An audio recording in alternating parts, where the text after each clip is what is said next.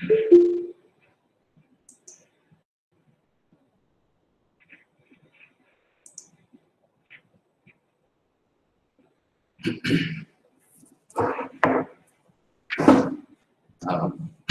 afternoon, everybody. I welcome you all to this Wednesday lecture series. Last week, we could not conduct this Wednesday lecture, but this is the sixth of its series. Those who know, I have already given lectures on the atomic imagination, literature and philosophic thought, then literature and mythology, part 1, literature and mythology, part 2. I followed it up with literature and environment, or literature and eco theory.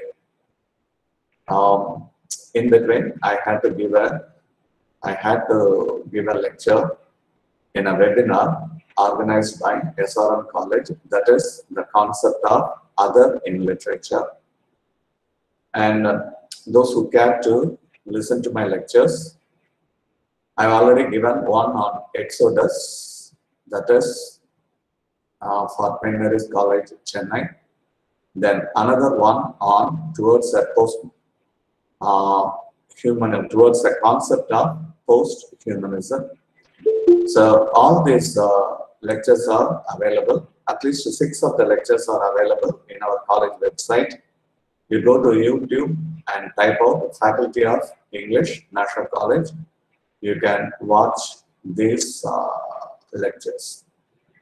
This is the 6th of this lecture, and I choose some of these unusual topics and give lecture on these topics so that our students have some basic understanding of these concepts. Today, I have chosen the topic literature and food.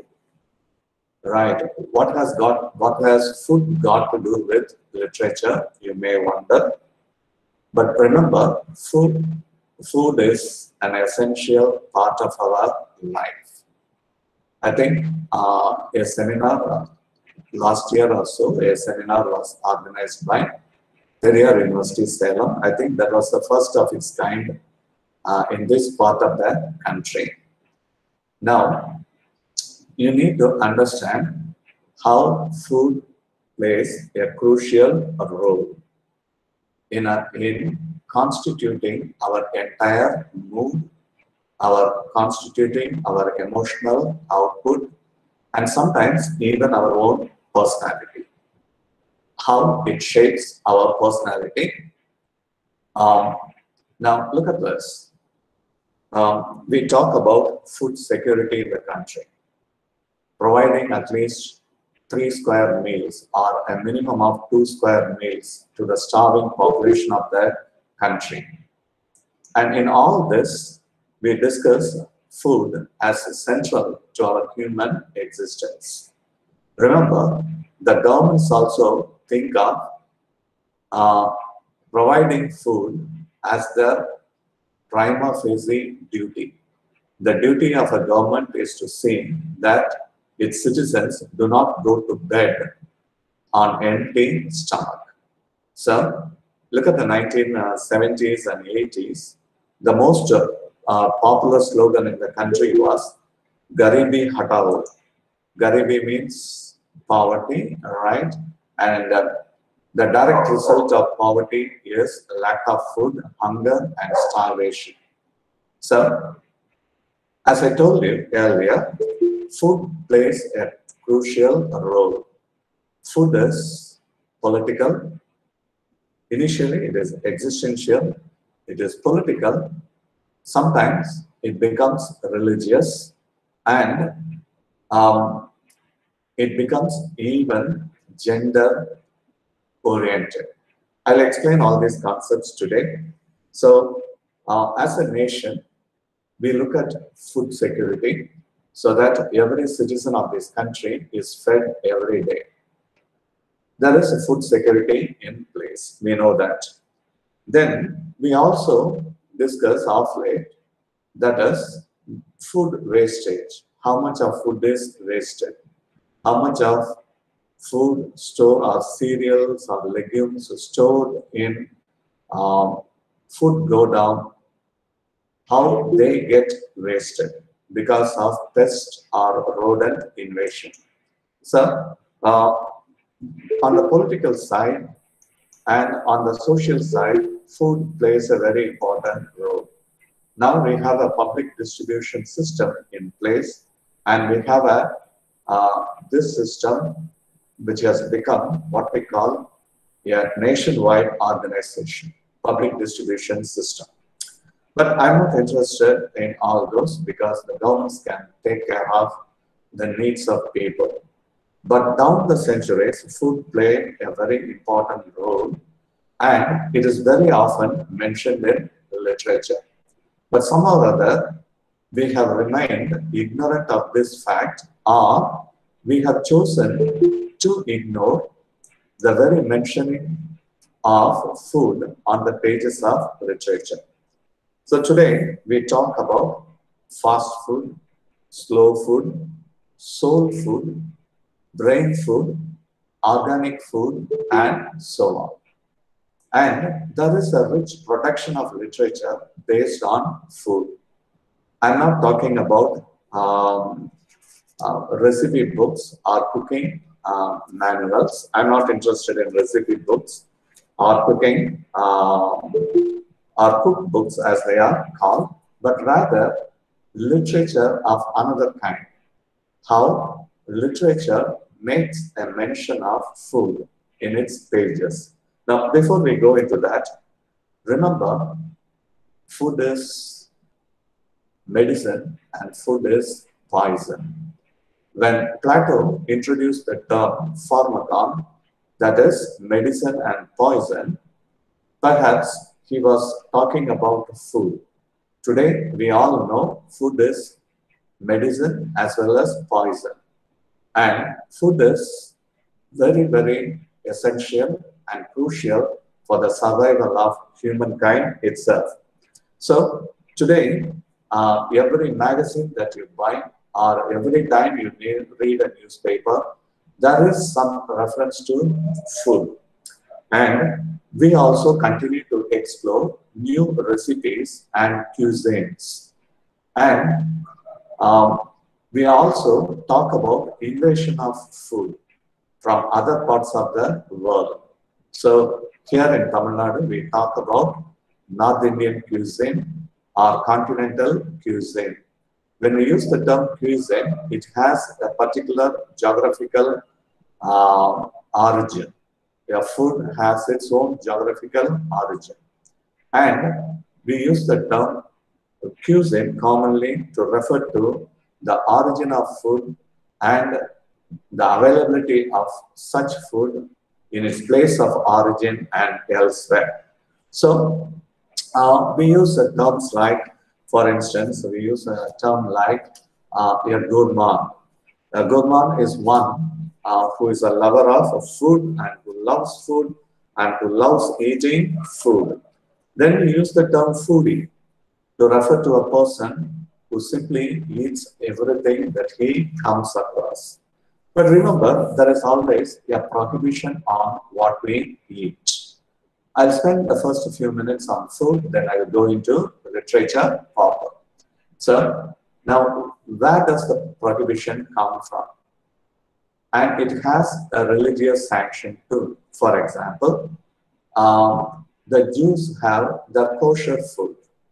They talk of it as kosher, and many a Jewish writer has always made a reference to kosher food on any one of the pages of the writing. Kosher food, as it is mentioned in the Bible, in the book of Leviticus and in the book of Deuteronomy.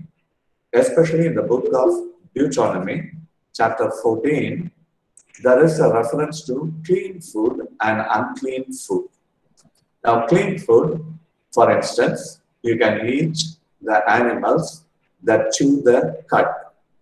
but you are prohibited from eating animals that do not chew the cud. Similarly, now you cannot eat animals with this what we call split um, uh, what is that? That is the split feet or split hoof or cloven hoof. You cannot eat something like pork, right? Now, a pig is something like um, an animal with a split hoof, but it doesn't chew the cud. So you are not supposed to eat it. You can eat meat, but you cannot combine meat with dairy products. This is what the kosher food says. Now, the Muslims, that they follow what they call halal food, that is permissible. Then there are certain things which are prohibited, which are called haram. Halal is permitted, haram is something prohibited. So now Islam also prohibits eating of pork. That is also haram. If you eat pork, that is haram. Now listen carefully. So even food has religious sanction. In our own country, for thousands of years, we venerate the cows and the bulls.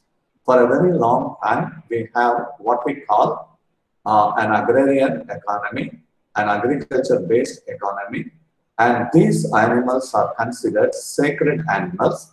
So there is a prohibition on eating such animals, killing and eating such animals. So a nation's food habit is determined by its concept of the sacred and the profane, say, and the disgusting one. So sometimes we raise our eyebrows, sometimes in disgust, at the food habits of certain people. Why? Because we have been conditioned to eating certain kinds of food. But remember, our body constitutes six main things. One is carbohydrates, fat, protein, minerals, vitamins, and water. So now these are the six essential constituents of our body.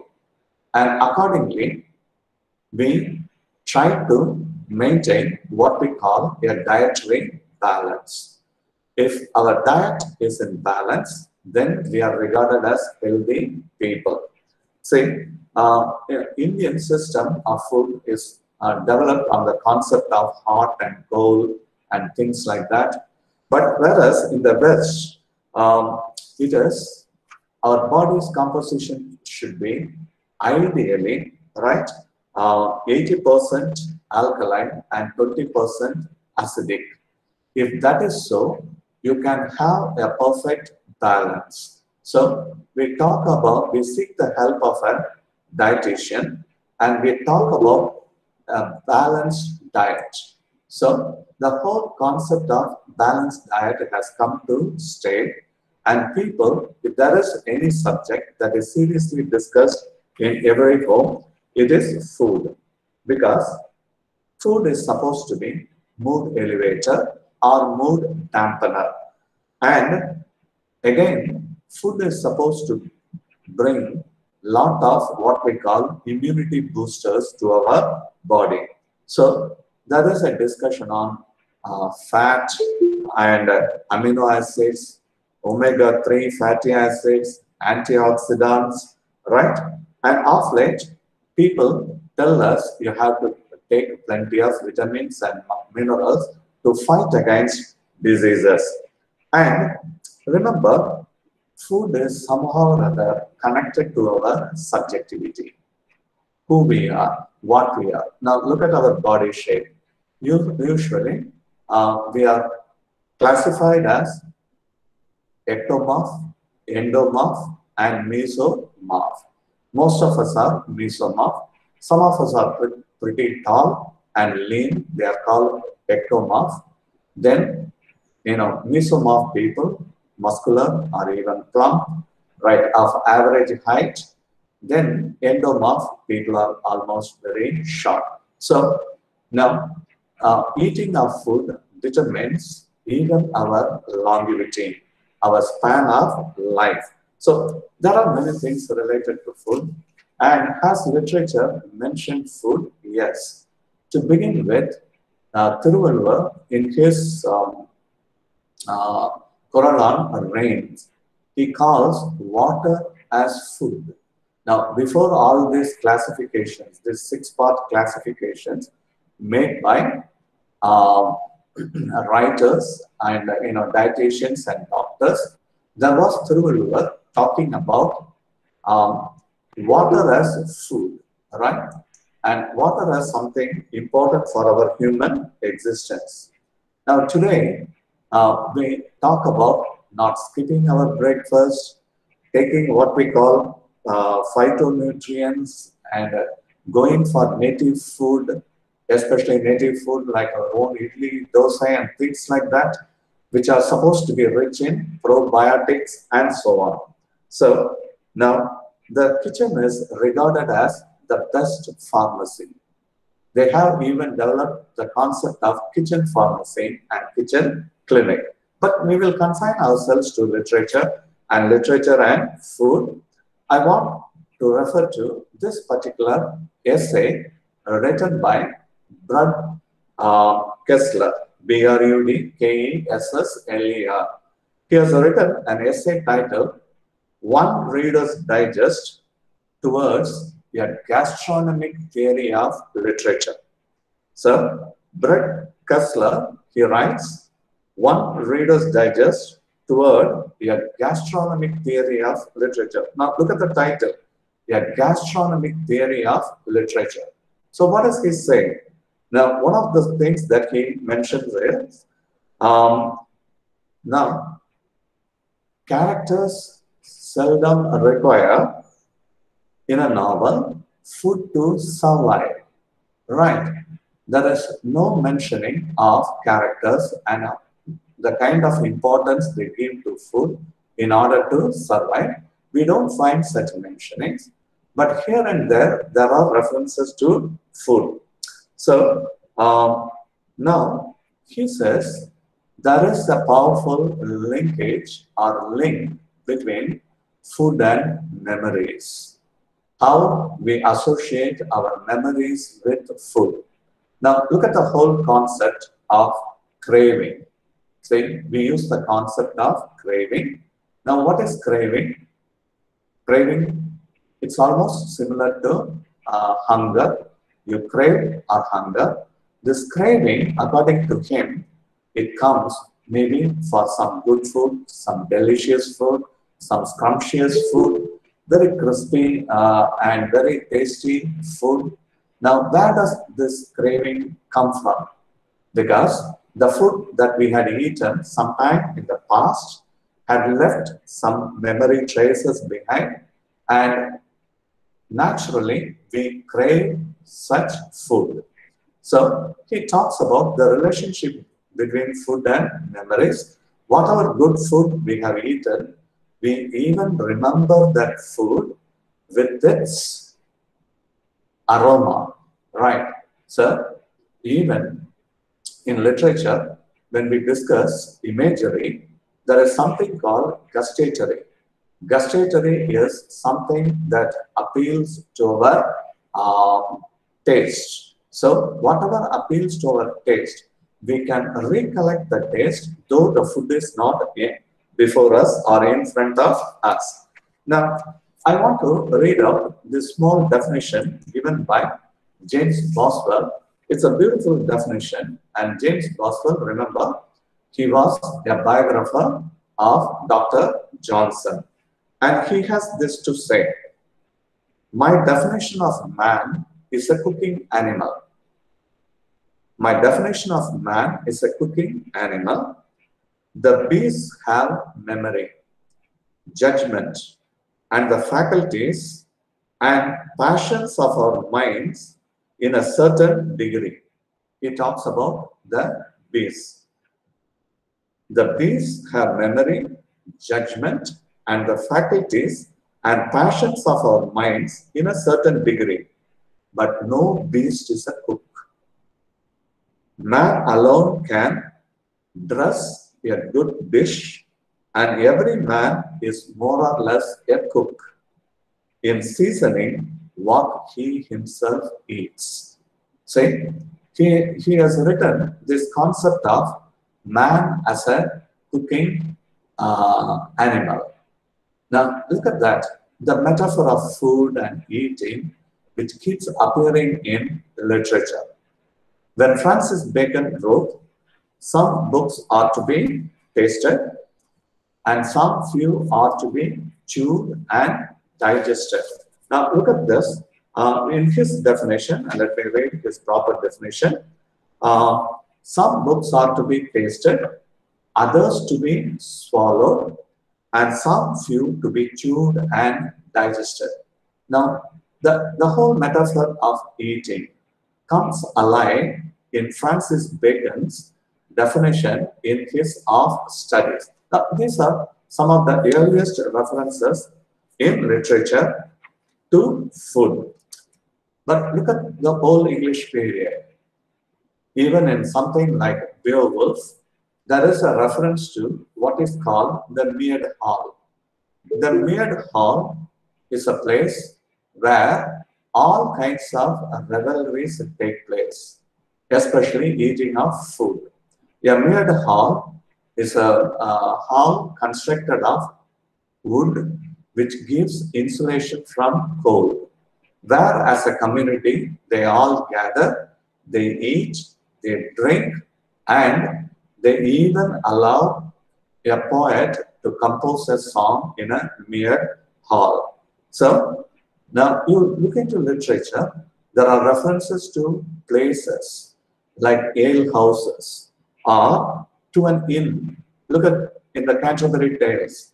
When the story begins, they all gather in an inn the previous evening before they set on a journey. What do? They all eat, they all join together.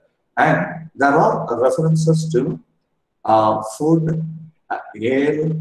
Ale is a form of a drink, and also to inns and to such boarding houses where people can eat. So look at Henry IV Part 1. When Prince Hal and his famous companion Falstaff, they meet in an ale house. So there are references to food and even ale. I'll just give you a quick run through. Now look at Dr. Faustus. Look at the banquet scene where he pokes fun at the Pope and others. So there is a banquet scene. There are references to food and food items. So I'm not talking about these references to food and food items, but this is just to point out how food plays a crucial role even in the construction of plot.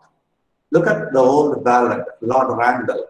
Now here, when Lord Randall returns home, his mother wants to find out, because he comes home utterly tired, and there are clues that he is going to die. So his mother asks him, what got you, right?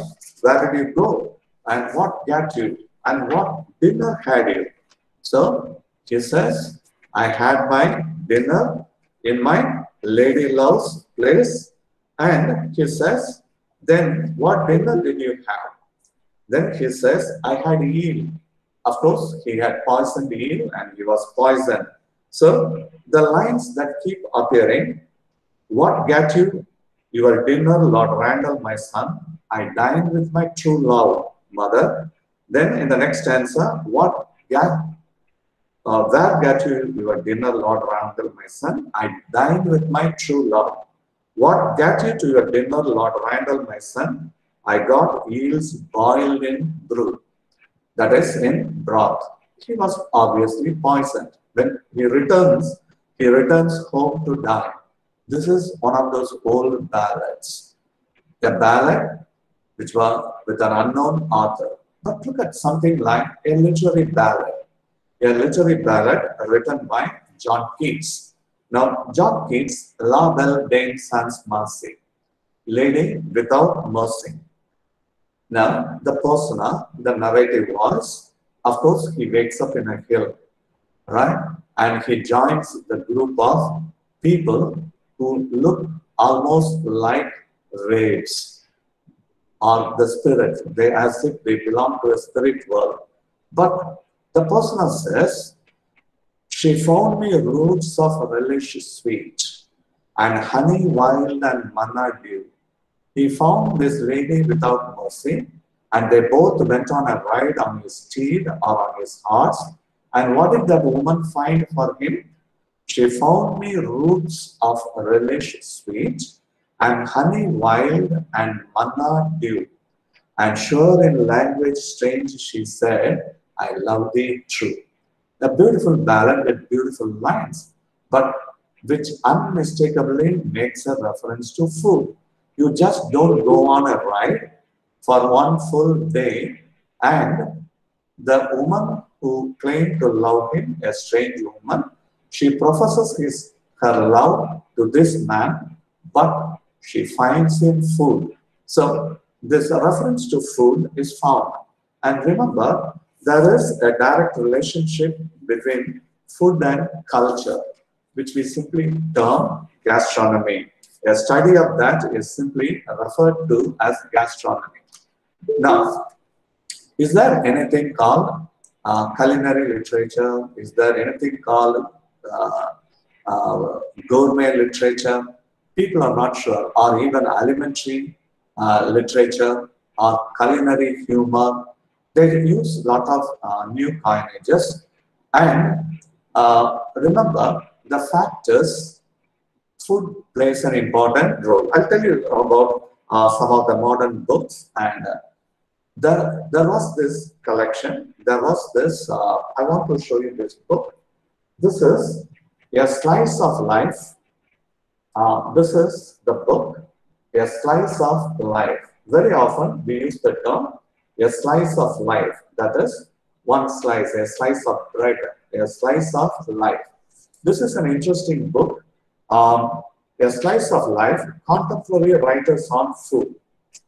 I do not know whether this book is available here in India, and this is edited by Boni Maranka, B-O-N-N-I-E, Boni Maranka.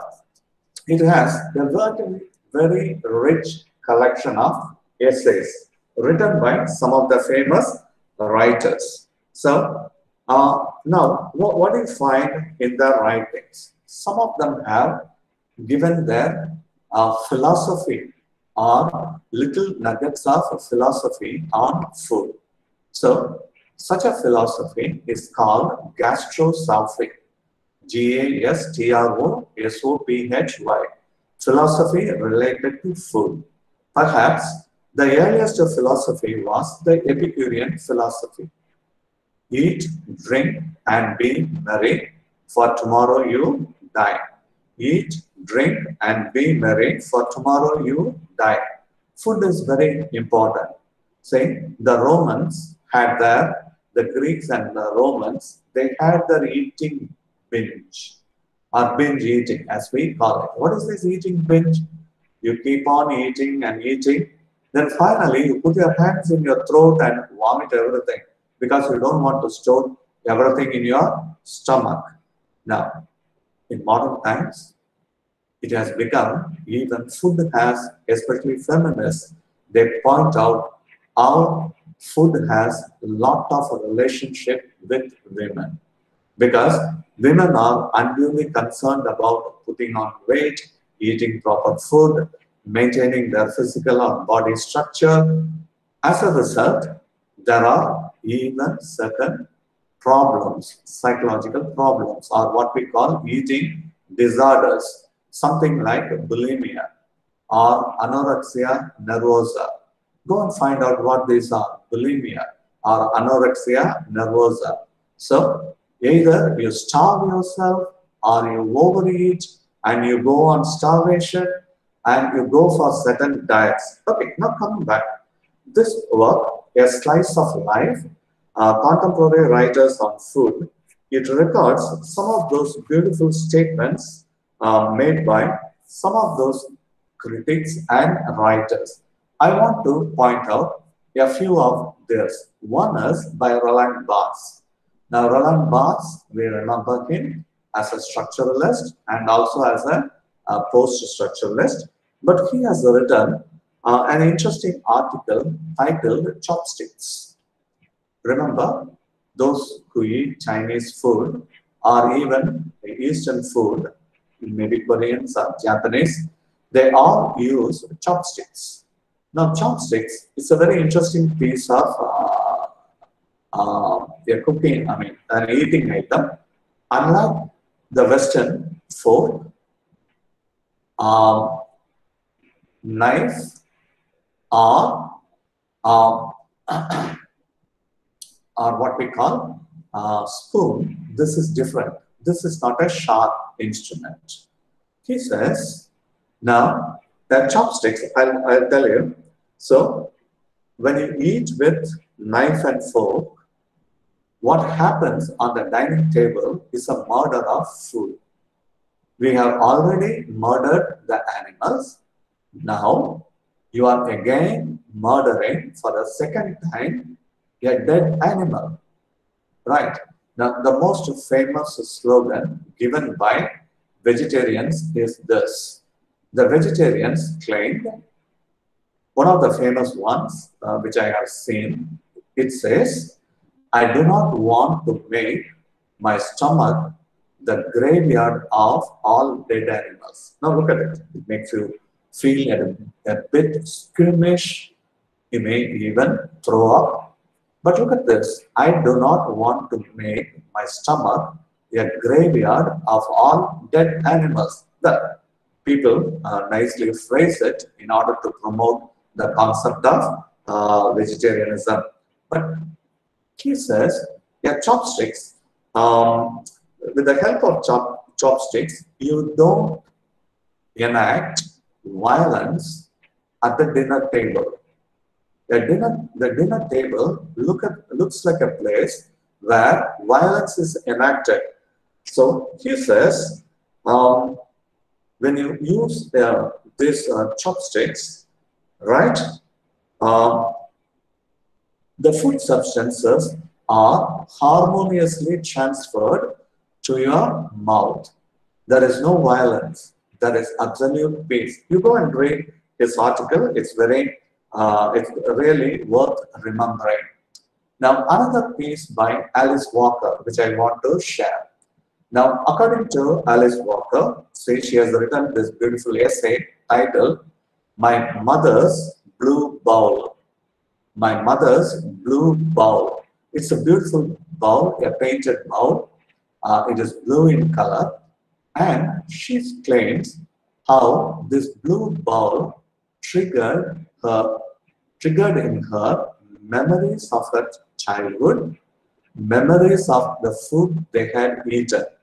Well, she came from a home with a lower income, and she says her house was, or her home was, situated even away from the road. So, whenever she got off from the school bus, her schoolmates and classmates wouldn't even know from which home they came from. But she says, when I entered home, we always found this big blue bowl filled with something very, very delicious cooked by her mom. Later, she claims when she went to her mom's home, her mom was disposing many of the household utensils and things. She got or she received this blue bowl as an exceptional gift from her mother. So, and she talks about this blue bowl as a cauldron of memories. A very important work. Then another one, remembrance of wine's past. Remembrance was of my wine's past. Here he talks about the wine country. It talks about France, a country which is full of vineyards. Australia is another country and New Zealand is another country. These three countries are major exporters of wine. Now he says wine takes us back in time because wine is something buried under the earth and it even gets the flavor of the earth. So some wine are as old as 1960, 1985, 1975, and so on. So very interesting work. So, but he says there are connoisseurs of food, connoisseurs of drinks.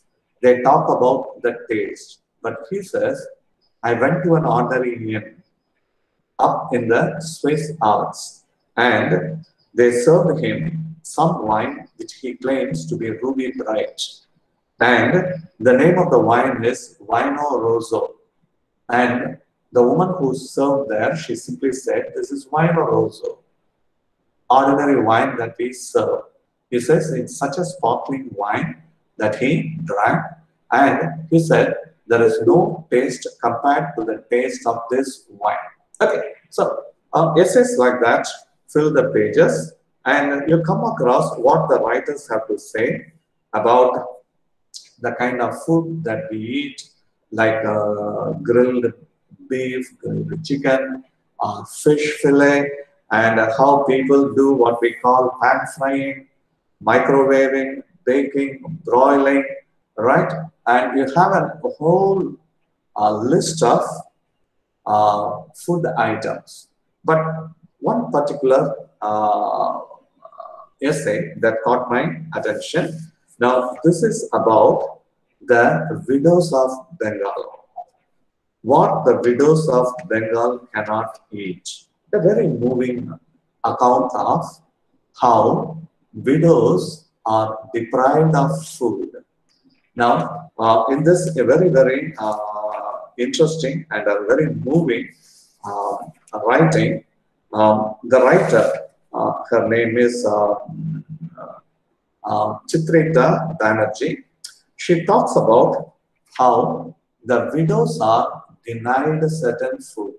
They are not permitted to eat certain food. How they have to survive on lean meal.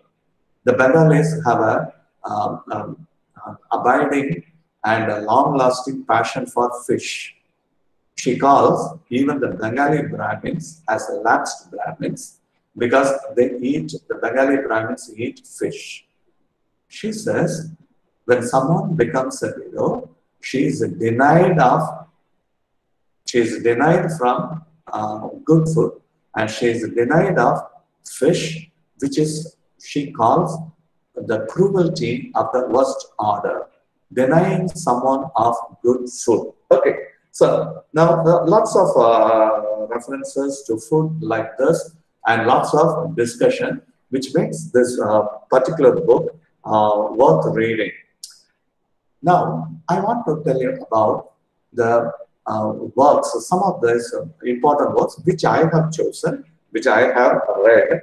I will begin with this particular work, Sally Mosier, S-A-L-L-Y, Sally Mosier, M-O-S-I-E-R. She has written a book titled Food for the Soul. Now, this is about weight loss program. It is almost autobiographical.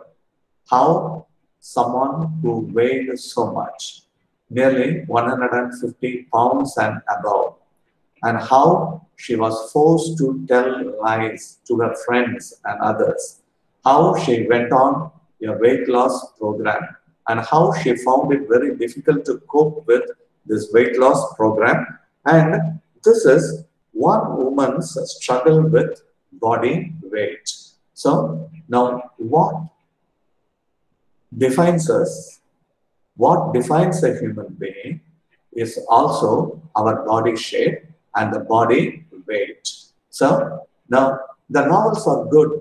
They talk about men and women, but they don't make a reference to their body shape, whether they are plump, they are fat, whether they are thin, whether they are undernourished or malnutrition, or they are overfed.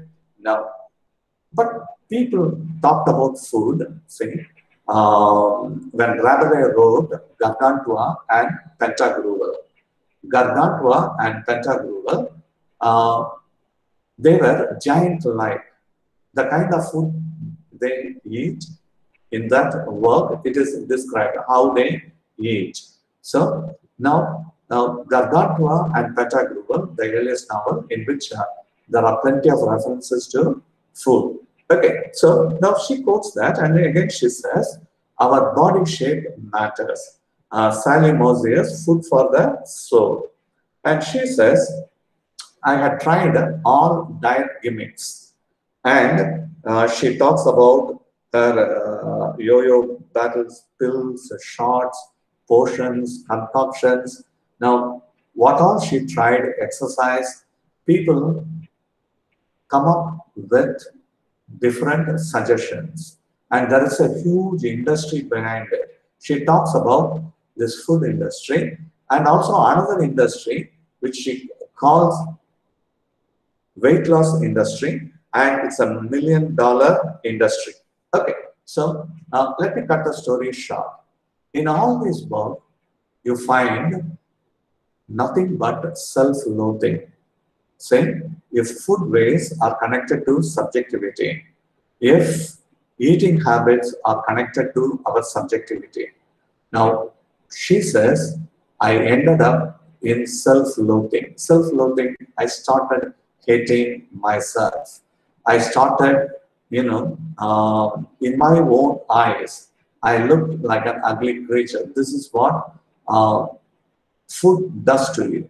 This is a very beautiful book, Food for the Soul, written in 1997. See, when Judith Butler writes The Bodies That Matter, or when Foucault writes about the human body.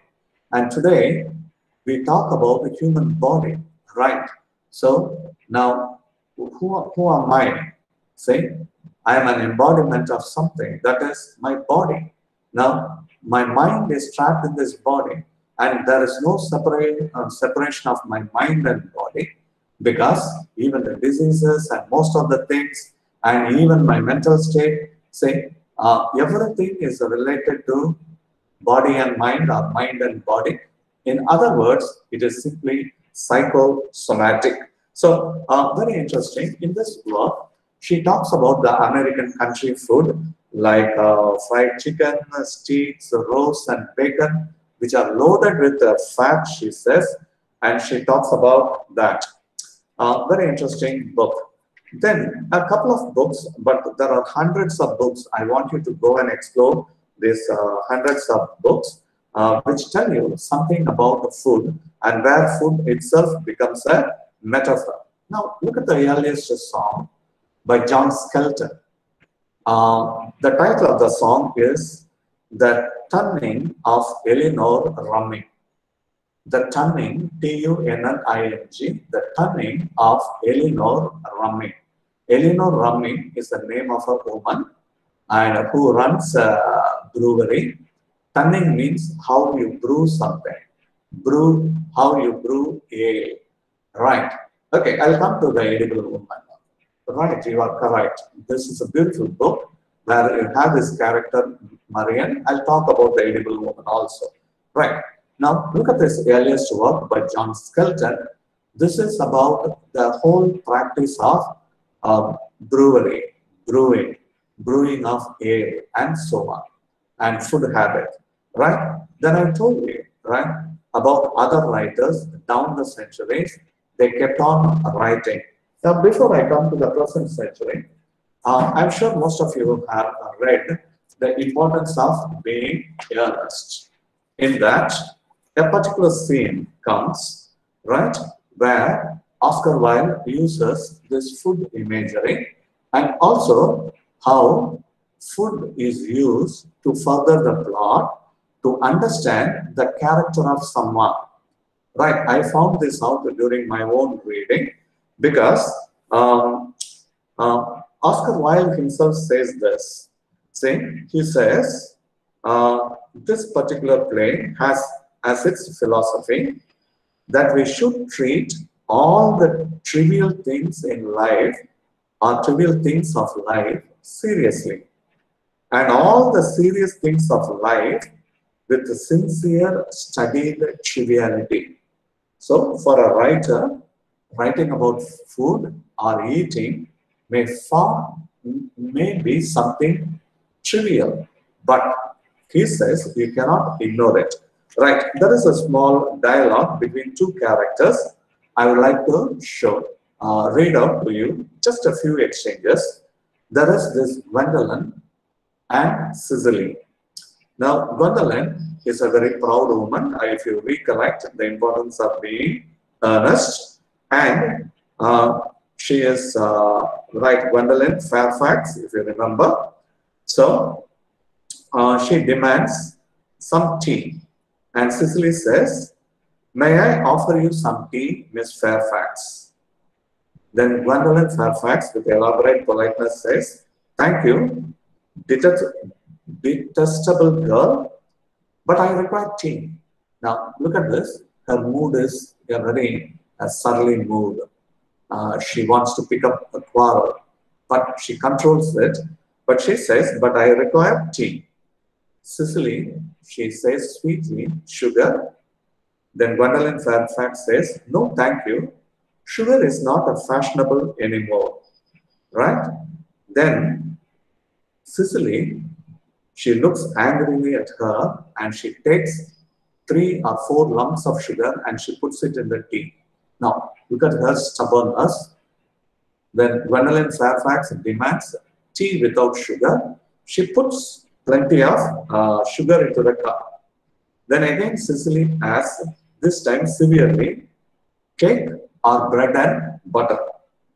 Now, Gwendolyn Fairfax, in a bored manner, says, "Bread and butter, please." Cake is rarely seen even at the best houses nowadays. So, implying that, how can I expect good cake in your home? Then, Cicely, she cuts a very large slice of cake. Now, look, Gwendolyn Fairfax demands bread and butter, but she gives exactly the opposite. A very large size of cake, and she puts it on the tray. Hand that to Miss Fairfax, and she tells Merriman, and Merriman hands that. Now, Gwendolyn is on a rage. "You have filled my tea with lumps of sugar, though I asked most distinctly for bread and butter. You have given me cake." Right. I do not know how many of you have read that beautiful short story, A Cup of Tea, by Catherine Mansfield. Go and read that. You will enjoy that. So now literature has handled the subject of food, and a dining table invariably appears in every play, or for that matter, in T.S. Eliot's The Cocktail Party. Everything happens in a home in front of food and drinks. You go and read that. Now someone said or pointed out a book like Edible Woman. Now, that's one of my favorite books. Perhaps it was the first book to talk about, look at the title itself, Edible Woman. Edible means something comestible, something that you can eat. And in this book, we are introduced to a character by name Marian. And of course, this was well before people started exploring eating disorders. But Marian has those eating disorders, and she is into advertising, and she tastes beer and things like that. She is in love with this young man by name Peter, but she is bored of his company. And there is one particular incident in that novel where they all meet in a restaurant. And her friend, she invites her friend, what's her name? Ainsley and Clara. Now, Ainsley, She wants to seduce this young man by name Len, and Len turns up in the restaurant, and he talks something about uh, uh, um, killing a rabbit and so on. And at one point, he even discusses his fear of eggs. So, after listening to all this, she runs away from the restaurant, and she is not able to eat soft-boiled egg thereafter. So, she develops an aversion towards food. She develops an aversion, and it goes to such an extent, it starts physically affecting her health. So, finally, she loses even the ability to eat vegetables and cake. So there are many. It is one book which is full of references to cake, right, muffins, patties, burgers, vegetables, right, herbs, and so on. Very rich. Similarly, we have an Indian very uh, beautiful rendering of spices, one by Chitra Banerjee Divakaruni. When she wrote The Mistress of Spices, this is The Mistress of Spices is a beautiful novel.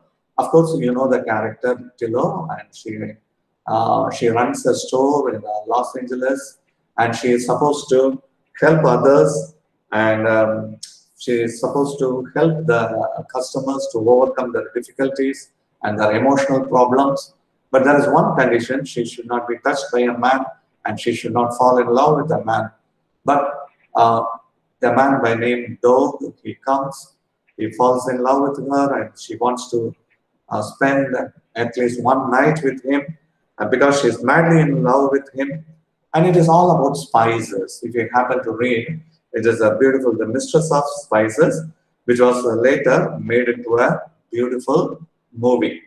Okay, so now we have books like this, but one particular moving work which I should mention, this is by a writer by name Aimee Bender. Read this book, Aimee Bender, Aimee Bender, Bender, The Particular Sadness of Lemon Cake. This is a title of the work, Aimee Bender's The Particular Sadness of Lemon Cake. This is about a young girl. This is a story of this young girl. She receives on her 9th birthday a piece of cake, a lemon cake. Now, the moment she eats the cake, she develops this uncanny ability to discover her mother's emotions. So it is a novel of beautiful magical realism, but food plays a very important role. Going by the food that people in their household eat, she comes to a conclusion about what runs in their mind, because her father is aloof, and her mother, she displays various emotions when she makes different kinds of food. And she has this adulterous relationship outside her family. And look at this small girl, she has to come to terms with her mother's extramarital relationship. And this becomes more of a curse than a blessing to her, this eating of food. So, and it is a beautiful work by Aimee Bender, The Particular Sadness of Lemon Cake. Right. Now, look at these writers, and someone has suggested there is a river of smoke. There are hundreds of books. So, I want all of you to explore the possibility of doing your further research or reading more about food, more books on food, so that you get to know something that is of cultural significance. So today, the best of the hotels are on the highways. You don't find huge hotels inside cities, inside our cities, because we have a problem of parking. Look at the hotels on the highway. and look at the delightful and delicious or lip smacking dishes that they offer.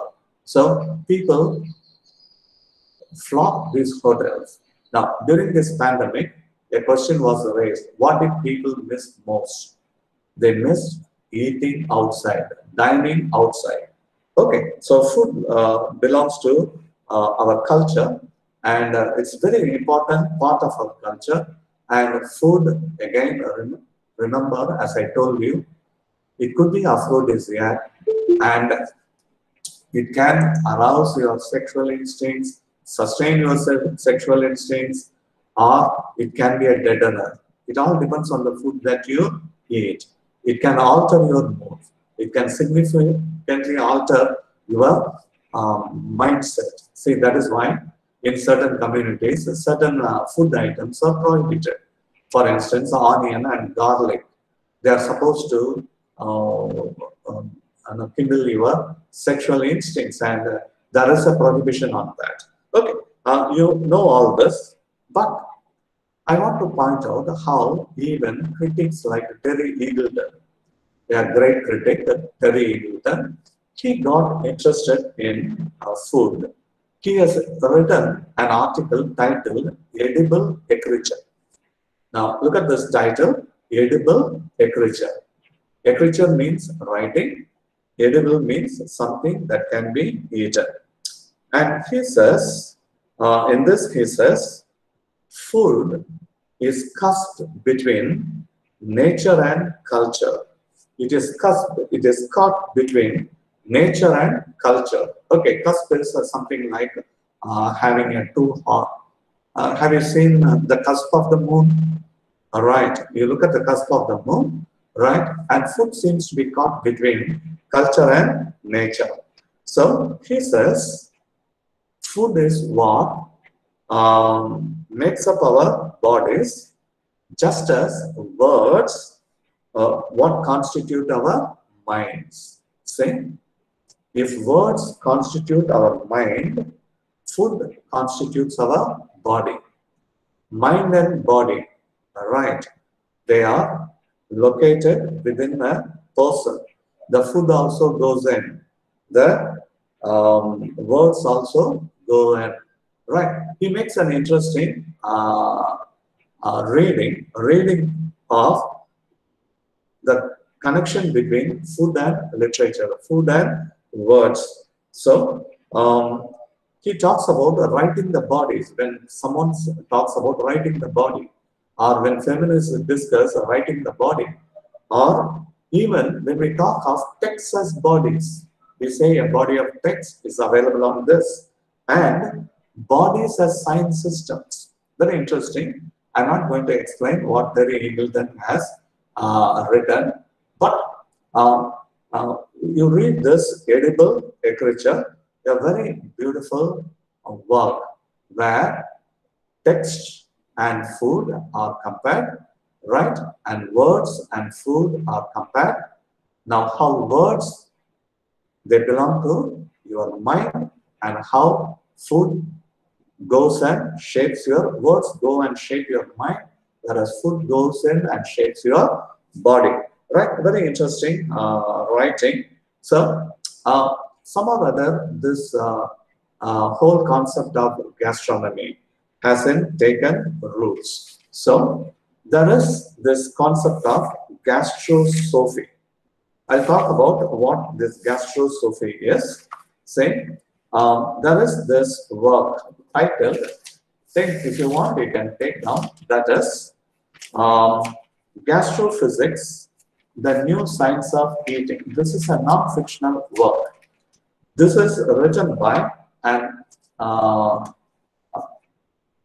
psychologist from Oxford. Gastrophysics, the New Science of Eating, by Charles Spence, S-P-E-N-C. So, in this, he discusses, we don't eat food just like that. Say, you must have seen in certain homes. Okay, so, yeah, I'll come to that about the Puritans and the food habits. Okay, So we just don't eat food just like that. Even when you walk to a hotel, they have the lighting, and it's not always very bright light. So people talk about even candlelit dinners and so on. So when you go and eat something, or when you drink something, it requires a certain ambience and the decoration of your surroundings. Then, even that is why he says sometimes the way your food is arranged in a plate, when it is served to you on a platter, how the food is arranged matters most. So it appeals to you. Even the size and shape, he says, saying meatballs, they're round in shape. Say sometimes some of them are square in shape. So, right, it makes an interesting read. Gastrophysics, the new science of eating. He also says we love food presented in round shapes. Right. This is his study, and he has discovered people love food, whichever is arranged in a round shape. So then there is this flavor, the aroma, or even the color. Say we garnish our food with even herbs, even the colors, right? A salad bowl. Look at a salad bowl. Look at the colors, the way in which they arrange, and they are real appetizers, he says. Okay, the way food is served, we say it is an appetizer, right? Then that is, we call them starters here in India. Actually, it is they are appetizers, followed by entree, the main course, ENTREE. Then what we call dessert. You round up your eating with a delicious dessert. Now, there is this uh, writer who points out, I have forgotten his name, it's almost like the ancient classical textbook in which Aristotle talks about the opening scene. The opening scene, right? Which whets your appetite. Look at Shakespeare's opening scene in any of his work, right? The opening scene in a Bond film is very important. The opening scene in a Shakespeare's play is very important. The opening scene in ancient Greek plays is very important. Why? It whets your appetite. It kindles your interest. Then comes the main course, the entry, the main course. So the whole play is acted out. Then finally, there is the denouement, right? A sweet ending to that, the dessert that you eat. Finally, it makes a complete dish. So you consume something, you watch a play, you consume that play. So you eat food, you consume food. See, there are parallels between consumption of food and consumption of what you watch in a play. This prompted Bertolt Brecht. You must have heard of him, Bertolt Brecht, who wrote Mother Courage, and who also introduced us to the term, what we call, that is getting strange, right? Okay, I'm not going to that, the alienation effect. But he introduced the term culinary theater. Okay, culinary theater means not what we eat. Now, according to Bertolt Brecht, when you consume, when you sit inside a playhouse, you consume stale ideas, and you consume stale food, right? So he makes this comparison between eating food and consuming food and consuming the thoughts that come from a play. And someone has pointed out, look, the Irish people had always suffered. The Irish people had always had problems. And famine, the earliest person to point out something on a note of food was a man like uh, Jonathan Swift. when he wrote a modest proposal, right, when he found out the Irish people were perishing, there was famine, there was this potato famine, which kept on haunting the Irish people throughout their centuries because of their isolation, because of lack of any kind of food security. They repeatedly suffered. So, in his modest proposal, Jonathan Swift used his black humor and he suggested that it's better for the parents to eat their own children, for which he was reviled and he was condemned. So many things. And look at someone has pointed out, look at something like Waiting for Godot. All these people, they look terrible. All these Irish folks, they look terrible. They look thin. They look very mean. They look absolutely malnutrition and undernourished. None of them looks very healthy, right?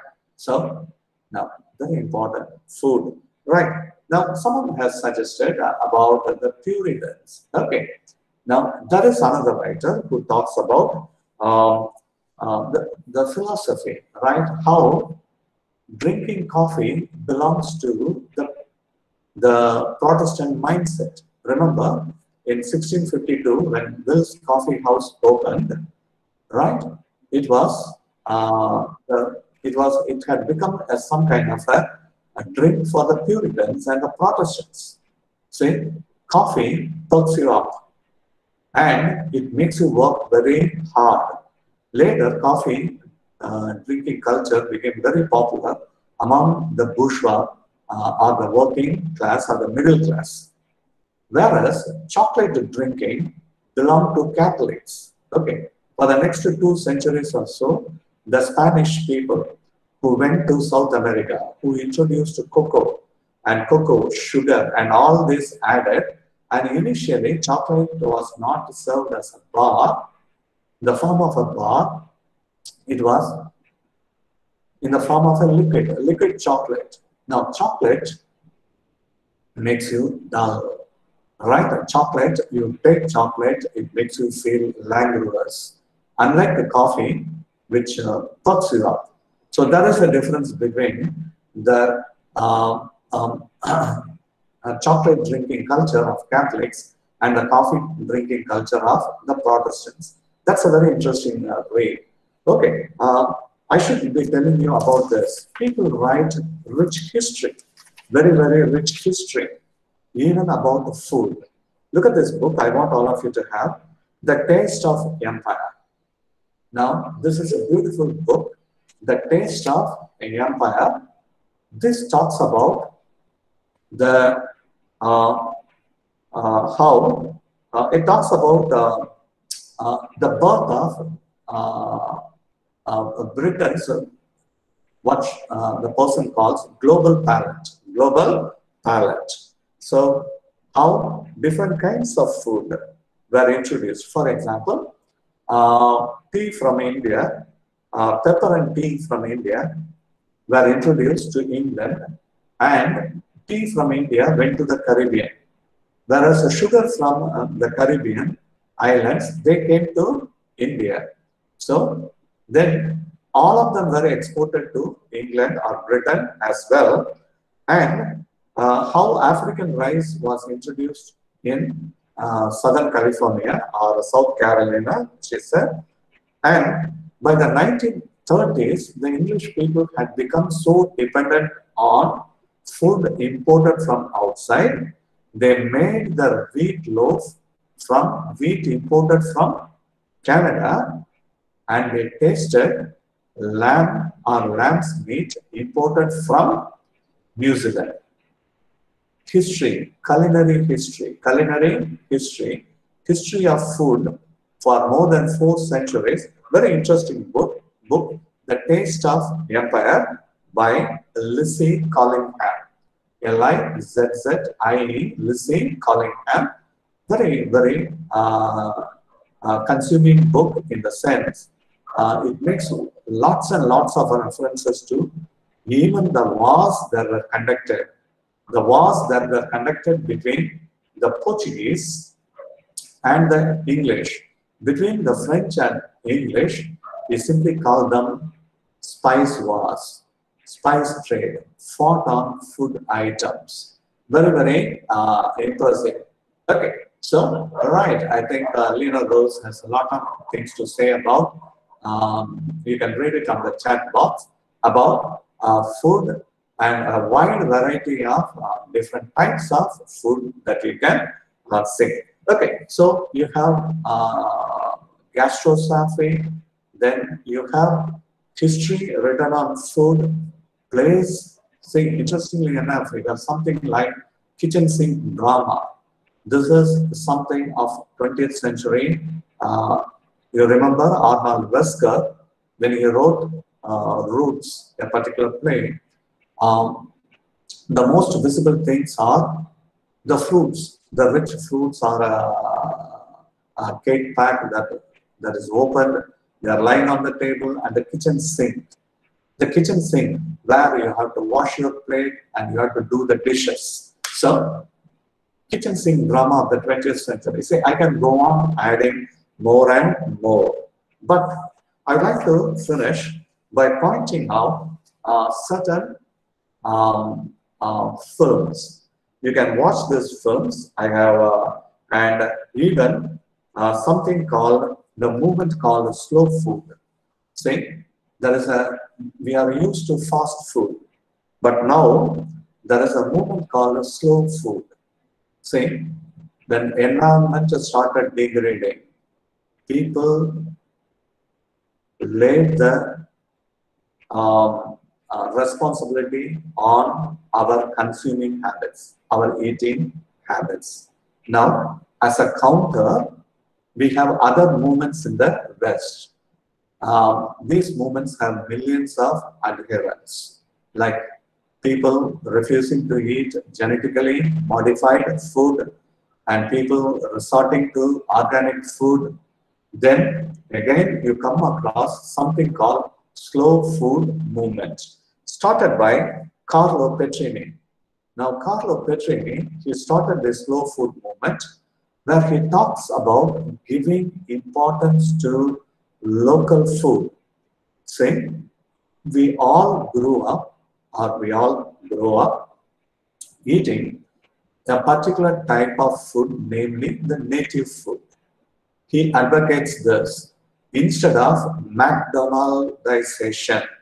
McDonaldization, you open McDonald joints, Kentucky Fried Chicken, or Domino's Pizza, or something like Pizza Hut, where you supply food of the same taste across the globe. He says, people have to wake up to the reality of their local food. And in the past, people ate such food with such a relish. Such a relish means you savor it. You savor and eat it. You enjoy every bite of it. Till you finish the last morsel of your food, you enjoy every bit of it. And this is a movement based on the philosophy, namely slow food, right, started by Carlo Petrini. I want to introduce another name. This is also a very important name, very important person. And this is called what we call Beyond Meat. That is, you can have hamburgers, right? This is a plant-based meat. We have something called factory farming. Animals are factory farmed. They are kept, and then say, look at the chicken farm as you travel towards Namakkal. Look at the chicken coop or the chicken coops. All these chicken are kept next to one another. And to prevent any disease from spreading, they are fed with heavy antibiotics. They do the same to animals. They do the same to lambs and sheep and cattle. See? Now, listen carefully. So, there is this movement called Beyond Meat, started by Ethan Brown. This is also a movement which strongly advocates plant-based meat. So it tastes like the same hamburgers, it tastes like the same sausage, and the same patties that you eat, but they are plant products. They are not animal products. Okay, so now look at this. Then you also come across, right, saying, um, தெரியலையே ஆமா பண்ணு okay, okay, right. So then you also come across what we call, um, okay, that is not animal based. So now slow food, beyond meat, these are all new movements and they have a huge following worldwide. But I want you to go and watch some of the beautiful films. Right. Recently, I was watching this film, Burnt.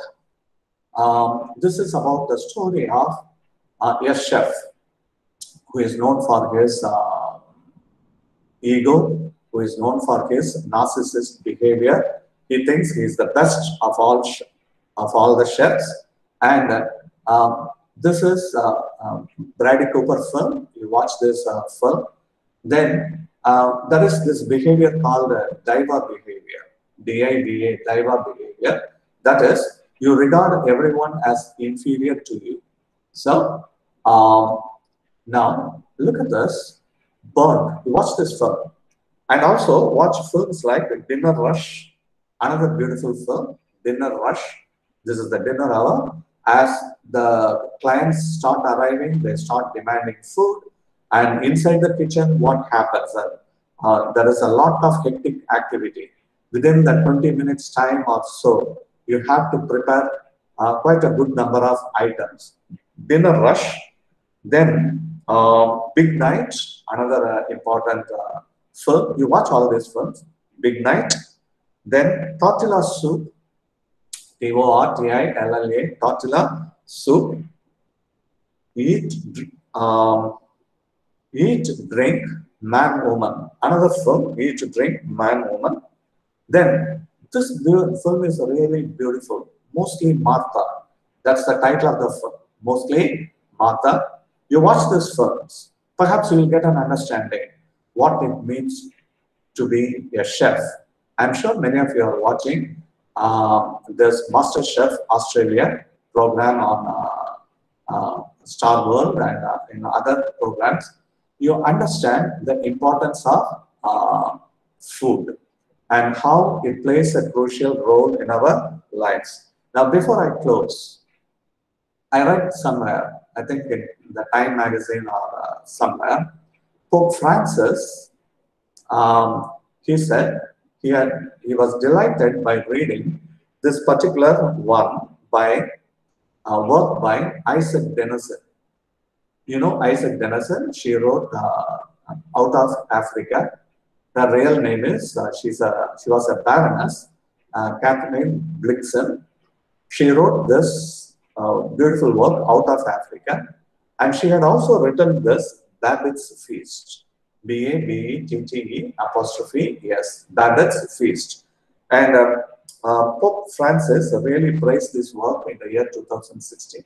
Go and find out what is significant about this book. So I'm not going to tell you about all these things because the time is short and there are plenty of books available on history of food, on philosophy of food, then plenty of literature and even pop arts, say popular arts. Say you must have heard of Andy Warhol.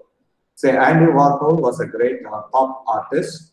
So he used these tomato cans or soup cans. He painted these soup cans. So when pop art became very popular, in fact, pop art means popular art. So Andy Warhol's famous painting, especially soup cans, then this man by name Claes Oldenburg, C-L-A-S, Claes Oldenburg. Oldenburg. He designed what he called food sculptures. You have art, popular art by Andy Warhol, then even food sculpture. Actually, he used to foam rubber to show sandwiches, to show cakes or ice cream cone. He used this foam rubber to create giant sculptures. He is well remembered for that, Claes Oldenburg. So then James Rosenquist and others same. So food has permeated all departments of culture, I would say. And literature is no exception. Literature has always given importance to food, and food has come to stay with us as something very important for not only our existence, even for our entire life, even for our love life, even for affections between men and women. Okay, so and food, as someone says, it certainly develops your consciousness. Okay, now though today it comes to us in a pre-packaged condition, in a pre-cooked condition, food is an inevitable part of our life. So it is up to us, right? Whether the way we eat, how we eat, uh, it's up to us to determine what we eat, how we eat, where we eat. Okay, but remember, we have ignored food for a very long time in our discussion, in our academic discussion. Today, cultural studies provides us an opportunity to discuss food as something significant, and we need to return to uh, the basics for human existence, right? As do not regard food as something that titillates your palate, rather treats it as something that shapes your destiny. Okay, thank you for your patient listening. I close this here, and I close the recording also. Thank you so much for your patient listening.